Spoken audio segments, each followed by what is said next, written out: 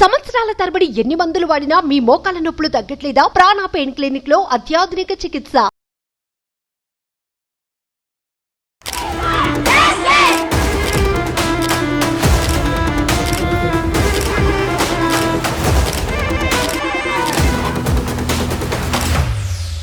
నమస్తే, welcome to Suman TV. నేను మీ Suman TV Usha. నేను మీ సుమన్ టీవీ సిరి. కృష్ణా జిల్లా గుడివాడ గుడ్లవల్లేరు అనే ఏరియాకి సంబంధించి ఒక ఇంజనీరింగ్ కళాశాలలో జరిగిన సంఘటన గురించి మనం మాట్లాడుతూ ఉన్నాము.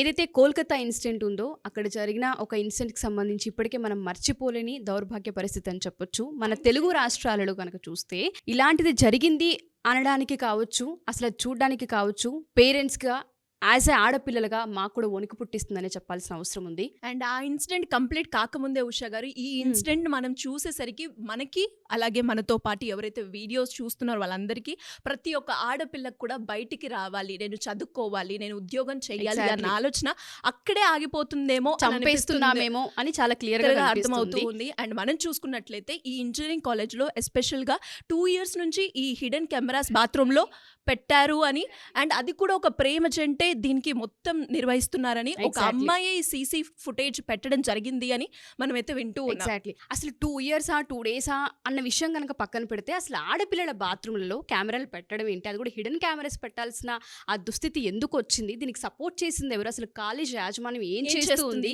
వార్డెన్స్ అనే వాళ్ళు ఉంటూ ఉంటారు, వాష్రూమ్ క్లీన్ చేయడానికి కావచ్చు, లేదు అంటే ఏ ప్రాసెస్ లోనైనా చెకింగ్ వస్తూ ఉంటుంటారు.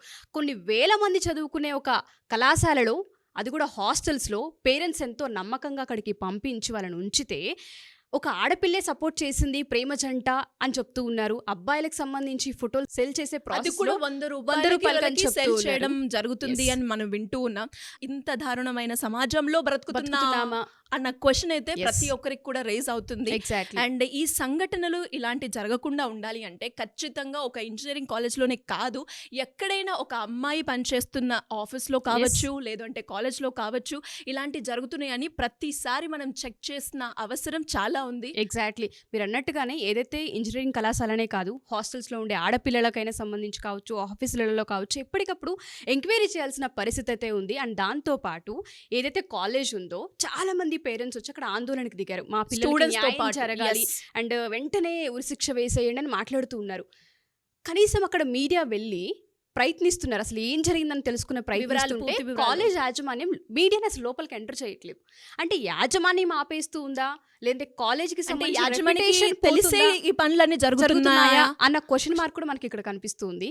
సో ఏ విధంగా చూడాలి, అసలు దీని వెనక ఎవరున్నారు, వాళ్ళ ఇంట్లో అక్క చెల్లెలు లేరా, అసలు మగపిల్లలకి ఈ ఆలోచన ఎందుకు పుట్టింది, ఆ చదువుకునే వయసులో సబ్జెక్ట్ పైననో లేదు అంటే ఫ్యామిలీకి సంబంధించో గోల్స్కి సంబంధించో ఉండాల్సిన యావ ఒక ఆడపిల్లలు పర్సనల్ ఏదైతే వాళ్ళ కాలకృత్యాలకి సంబంధించి మనం యూస్ చేస్తూ ఉంటామో చాలా అక్కడ అసలు హిడెన్ కెమెరాస్ పెట్టాల్సినంత అవసరం ఎందుకు వచ్చిందని తెలియాలి.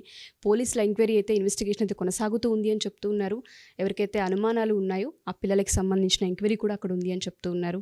దీనికి సంబంధించి పూర్తి సమాచారం మనకి ఇంకా కంప్లీట్గా అందాల్సిన అవసరం చాలా ఉంది. అండ్ వీటి గురించి కంప్లీట్గా మనం కూడా, అంటే దీన్ని ఏ విధంగా తీసుకెళ్లాలో మన వ్యూవర్స్ అందరికీ కూడా ఖచ్చితంగా ఇలాంటి ఇంకా బయట జరగకుండా ఉండడానికి మన వంతు ప్రయత్నం మనం చేద్దాం.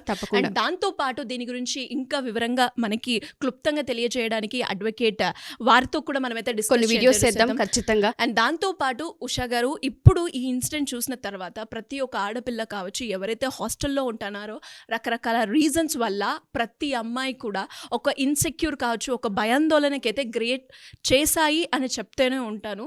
అండ్ దాంతో పాటు మనం చూస్తే ఒక హిడెన్ కెమెరా పెట్టి, అది కూడా ఒక అమ్మాయి ఈ దారుణానికి పాల్పడింది అంటే ఎంత దారుణంగా ఒక అమ్మాయి గురించి ఇంకొక అమ్మాయి మాట్లాడాల్సిన పరిస్థితికి అయితే మనం ఉన్నాము అంటే చాలా దారుణం, షాకింగ్ అనే చెప్పొచ్చు. అండ్ దీని గురించి ప్రతి ఒక్క ఎవరైతే ప్రభుత్వం ఉందో ఆ ప్రభుత్వం వచ్చి స్పందించాలి అని, ఎవరైతే ఇలాంటి చర్యలకు పాల్పడ్డారో వాళ్ళకైతే కఠినంగా శిక్ష పడాలి అని.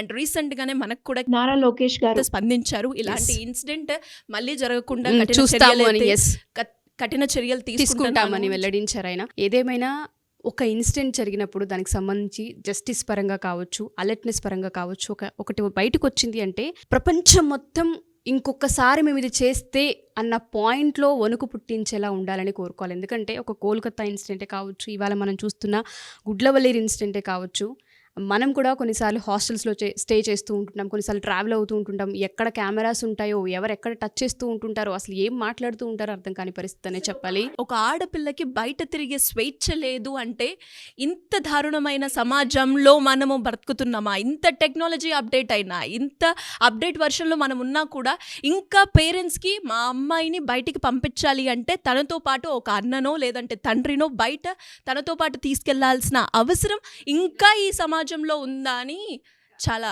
ఎస్, మీరు అన్నట్టుగానే ఇంకో విషయం ఏంటంటే, కాలేజ్ యాజమాన్యం ఏదైతే ఉందో దయచేసి ఇన్వెస్టిగేషన్కి సంబంధించి, ఎంక్వైరీకి సంబంధించి సపోర్ట్ చేయాలి.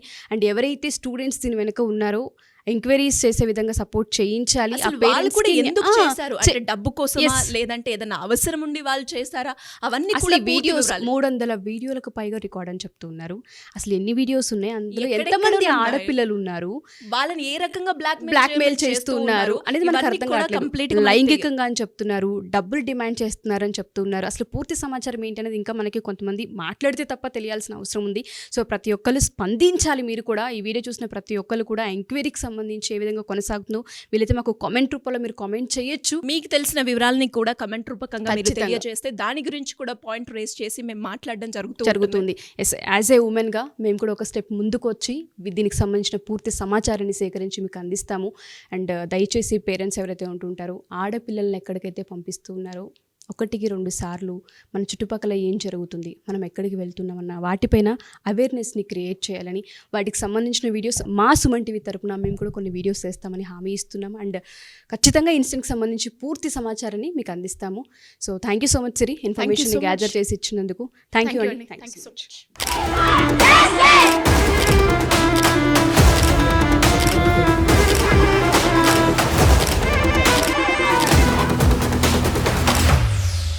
సుమన్ టీవీలో మీ పర్సనల్ అండ్ బిజినెస్ ప్రమోషన్స్ కోసం కింది నెంబర్కి కాంటాక్ట్ చేయండి.